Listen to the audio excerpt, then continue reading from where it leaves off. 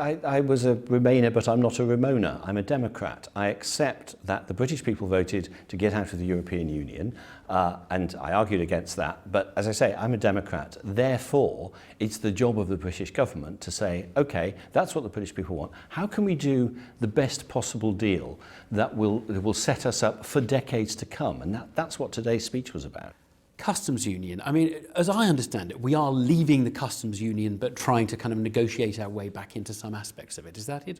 Or do you think we're potentially still in the customs union? No, we're not in the customs union. We are leaving the EU. I'm tempted to say Brexit means Brexit at this point, but it does. But what, I mean, the customs union is not binary. There are parts of the customs union that stop us negotiating trade deals with the rest of the world. One of them is the common external tariff, another is the commercial cooperation policy. So we will not be part of those. However, the EU, the customs union itself, has customs deals with other countries. So there is clearly a deal to be done. And what we seek is a deal that gives as frictionless transmission across borders of goods and services, which is clearly good for a trading nation like Britain and indeed good for other EU countries. But we won't be part of the common external tariff, for example. The Czech Secretary of State for EU Affairs tweeted out after the speech, he's a guy called Thomas Prusa, the UK's plan seems a bit ambitious. Trade as free as possible, full control on immigration. Where is the give for all the take? Now, can you answer the question, Tim? What are we actually offering them that will be attractive, which, if you like, offsets some of the dissatisfactions they will have from us leaving the EU? We're offering them free access to one of the world's biggest and most open economies. Well, us. They've got that already. But presumably, if they want to not have a free trade deal, then they wouldn't have that. So that's why I say a free trade deal is good for both sides. It's not to take from us. We're not saying, oh yeah, we'll have a free trade deal, but you can't. A free trade deal involves free trade both ways. But also, and very importantly, that there will be companies in the Czech Republic that are part of, or perhaps the end of, a supply chain which may well use companies in different European countries, including the UK. Keeping those companies prosperous, allowing them to continue to create jobs in the Czech Republic is good for the people of the Czech Republic. So, if you like, we're offering that. But that's rather thin gruel. That's rather thin gruel, given that they have all of that already. So they're losing everything, aren't they? We want the scientific cooperation and the security cooperation. We're going to be free to, we want to be in the customs union for all the good bits, but we want freedom to negotiate other treaties. But I think, and we're basically, the only thing we're really saying is, we'll give you the free trade deal, which you've already got. If you don't give us this, we're going to blackmail you because we're going to become a tax haven and we'll become a place where all the multinational companies want to go. What is wrong with that characterisation of what we're saying to them? What's wrong is your basic premise that lies behind all of that, which is that this is a zero-sum game, that everything Britain gains, the Czech Republic or the European Union, the other 27, will lose. It's absolutely not that. Successful negotiations of this kind give benefits to both sides. It's not one side taking, the other side giving.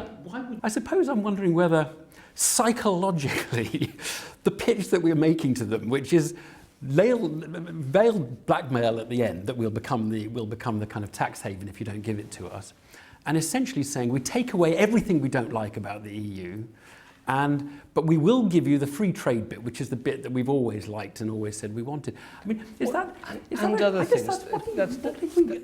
really going to be attractive to them? No, it is cake and eat it, isn't it? It's the best deal for Britain, but it's also a good deal for the European Union. And the Prime Minister made clear that, for example, on issues like money, we are not going to contribute. No, we're not going to pay because we don't like paying. No, but she also said there will be programmes that we want to take part in, where it will be beneficial. But the model we're proposing is utter, isn't it?